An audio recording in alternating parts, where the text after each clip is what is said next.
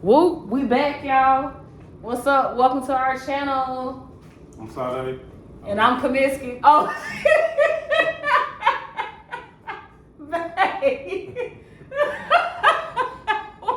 wait, y'all, wait. How the hell we messed that up? Y'all, I promise you my name been Sade for 35 years. I don't know how the hell. I'm Sade, this is Kaminsky. You did it on purpose. You did.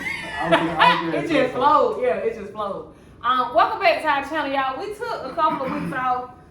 Just quick explanation. I started a new job, and so we took some time off because by the time I would get home on Sundays when we usually would record, I was just burnt out. But then I realized, we had been talking. It's like, in life, you just gotta push through.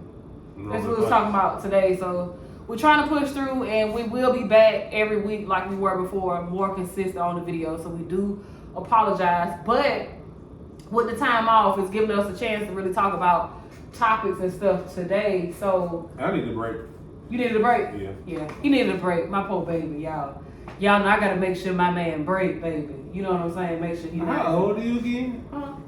Baby, I'm 35 years old. Baby. I'm a young whippersnapper. No? Okay, anyway. Alright, so today's topic, we wanted to talk about something that a lot of people ask us, which is, can married people have friends of the opposite sex? Well, not can, should married people have friends of the opposite sex? Baby, what you think? You want me to go first? I believe you can. Yeah, I agree. I think we're on the same page with that. Yeah. With boundaries. Yeah, that's the. Yeah, with boundaries. That's the underlying thing, boundaries. Yeah. And you got to set your own boundary requirements for your own relationship. What may work in our relationship may not work in yours.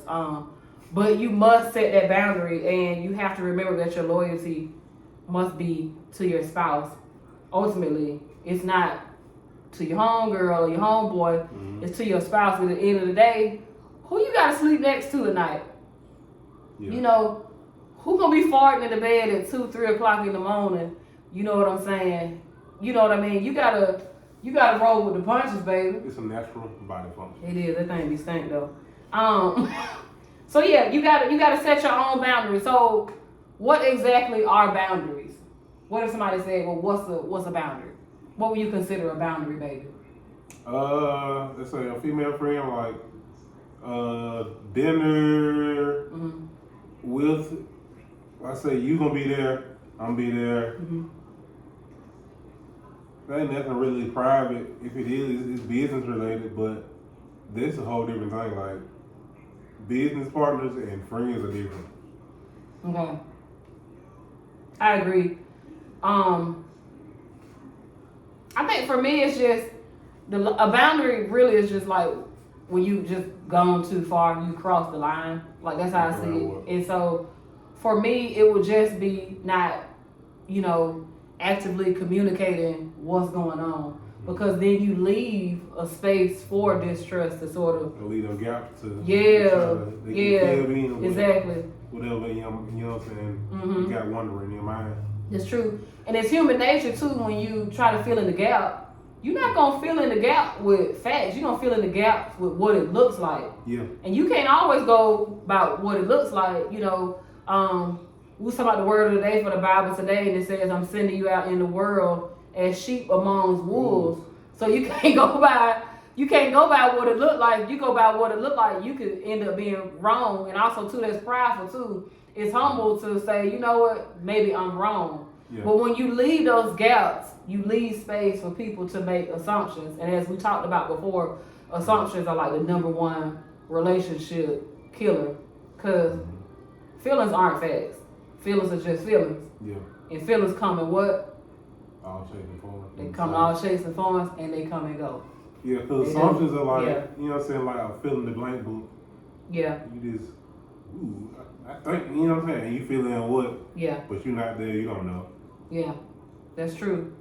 So that's how you prevent distrust by just filling in the gaps and communicating with your spouse. And and you and your relationship, and it don't even have to be sexual, it just be a platonic friendship. You set your boundary in your relationship. Like in your relationship, you might be cool. You might be like, yeah, you know, my boyfriend, he can sleep in the bed with his best friend. You know, she a homegirl, and I'm cool with it. Now that's not gonna work in mine, because best believe I catch mine in the bed with one of my homegirls, I'm knocking your head off your face.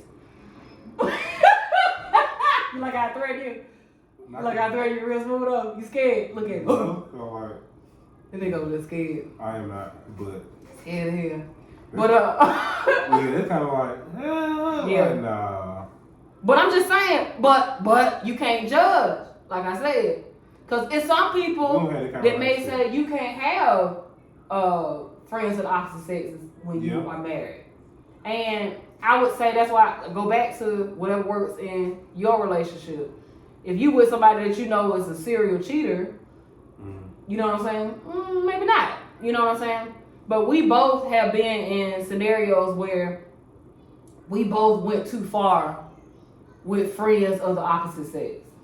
You know what I'm saying? And it led us to doing this YouTube channel, you know, us talking about cheating in the past and our different issues and stuff in the past. So yeah. Things to watch out for, I think, though, is, are your boundaries being crossed repeatedly? Yeah. You know what I'm saying? A bitch for violator. Yeah, like for me, that's when we got some issues. When I've said that, hey, I don't like this XYZ, and you keep doing it. You know what I'm saying? What are your thoughts on that? Because I know it's a thin line between, especially as a woman or just a person in general, it's a thin line between me telling you how I feel and me nagging about it. What's the limitation? What's your boundary with that? Like, I don't know, cause we so people ask this question, but you know what I'm saying, like, my circle of friends is kind of small, and the female friends I do have, they've been over. It's like maybe 2. They've been over maybe 5 to 6 years, and some maybe 10. But other than that, it ain't like I know their husband and whatnot. They know you. It ain't, you know what I'm saying? It ain't no new friends. Like, oh, I got a new friend. This so and so and so. Like, no, it ain't nobody new. Yeah. So like, you pop up a new friend. Like, I'm finna go to my friend house. Like, you just met this dude. Like, it worked. You know what I'm saying? Like, it's different then. Like, that's just going back to saying what's going on. Like, hey, I'm going to meet whoop. Yeah. And I'll be there, and I'll be over there maybe an hour, and I come back home, and I call you when I get there so they can say hey or whatnot. You know? Yeah. That type deal. That's true. Cause we have married friends, and like we pretty much deal with them. Like, yeah, we can go. You know what I'm saying? Like, we have mutual friends that can come. Like, or if someone's on the way, like, oh, they can come in the house and wait or something like that. There's not many people that do. Yeah. But you know what I'm saying? We can do it vice versa. I can go to Willie's house and wait on Willie. And he come over here and wait on me, vice versa, or actually come over. It don't matter. Like, yeah. Like certain people, you're like, oh, so and so on the way, and they can call you themselves.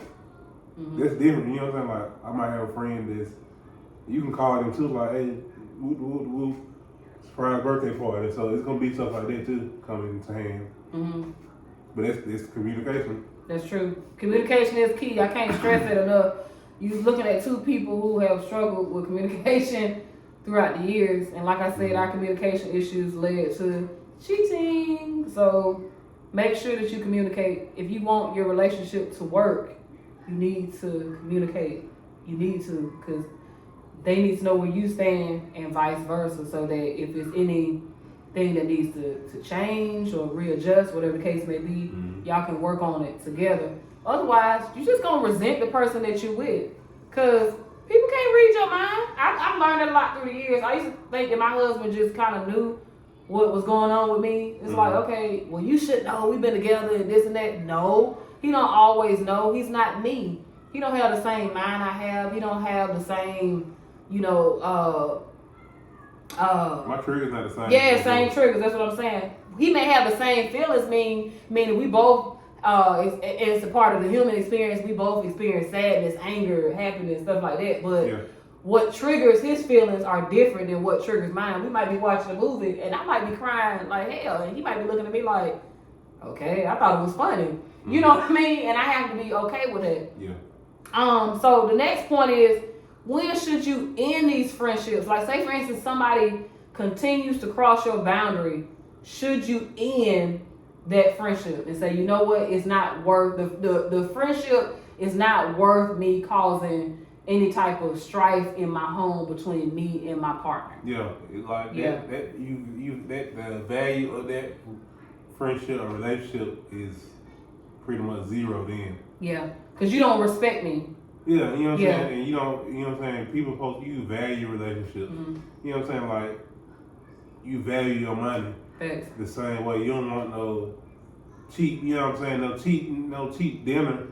No, you know, $10 steak. You watch what you eat, so you need to watch what you associate with. You're right about that. You better preach, sir. You better preach. So how do you have these conversations? That's my last point, and then we'll let y'all go. How do you have these conversations with people in general when you say, hey, you keep crossing my boundary, maybe we don't need to be friends? What you think, babe? I wrote down a couple of points, but I want to know what you think. Like, how do you have these conversations with people and say, I don't think I can do this? Me? Just like how you said, like, hey, I'm gonna be your friend no more. Yeah. Really? You know what I'm saying? You get ghosted. Yeah. That's one way. But I've got better, like, hey, like, yeah. This ain't what I thought it was gonna be. Like, 2 weeks notice. You know what I'm saying? I'm gonna give you a notice, like, hey, nah, you not. I'm gonna start inviting you and stuff. I'm not coming. Thanks. I'm like, To me, it just depends on the person. Like, if I feel like you will receive me, like you respect me enough that you will listen to my point of view, then I will, try my best to relay the message. But if I know you're one of those people that's gonna be disrespectful or not even like see my point of view, I'm just gonna ghost you.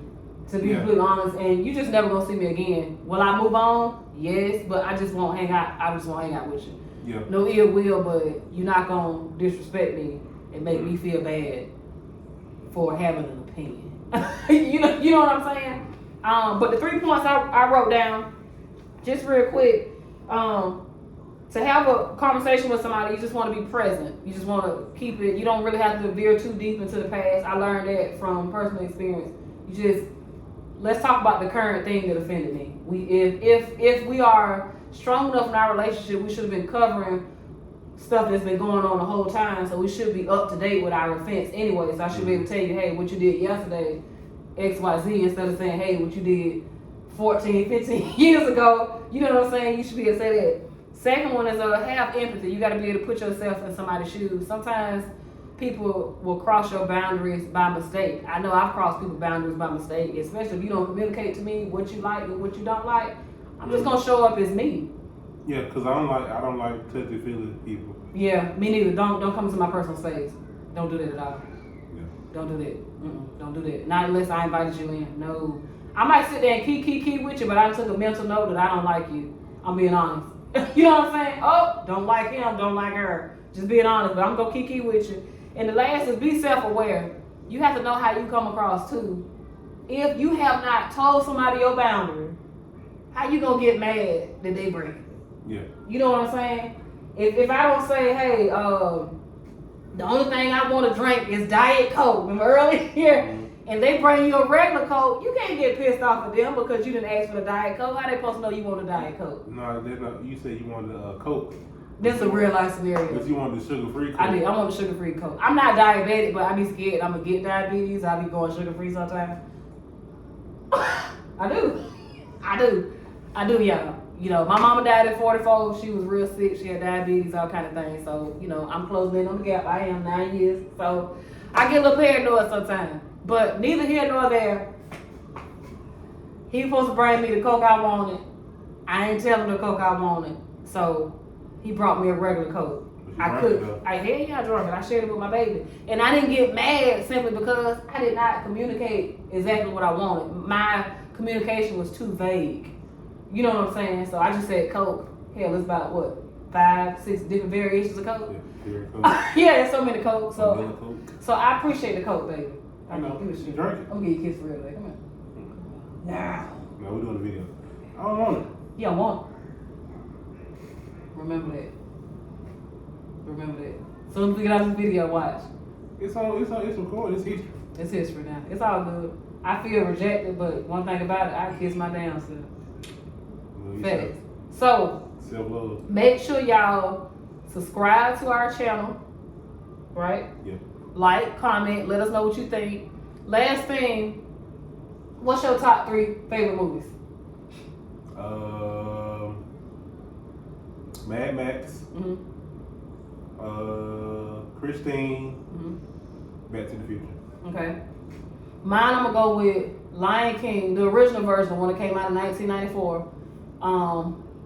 I like the second is probably Shawshank Redemption. That's good. And my third favorite movie is probably, I'm a sucker for love stories, so I'm gonna say a cross between Titanic and The Notebook. They both make me cry. You know what I'm saying? Even though Titanic kind of pissed me off a little bit, like she knows she could have moved over and gave that man a little room on that door or whatever she was laying on. I think about it now because it's like, how selfish can you be? Like y'all could have took turns. Jack could have still been alive. I mean, he would have been dead now. It was a movie, though. That was years ago. But the point I'm trying to make though, she was trash. That's a prime example of somebody who crossed a boundary. How? I don't know, but she was wrong. She could have let that nigga on that thing. I would have let you on there. You want to let me on there? You want to switch? At the same time, he didn't get up there until the move over. Yeah, by the time he could get up there, he was dead. Anyway, neither here nor there, because I can talk about this all day.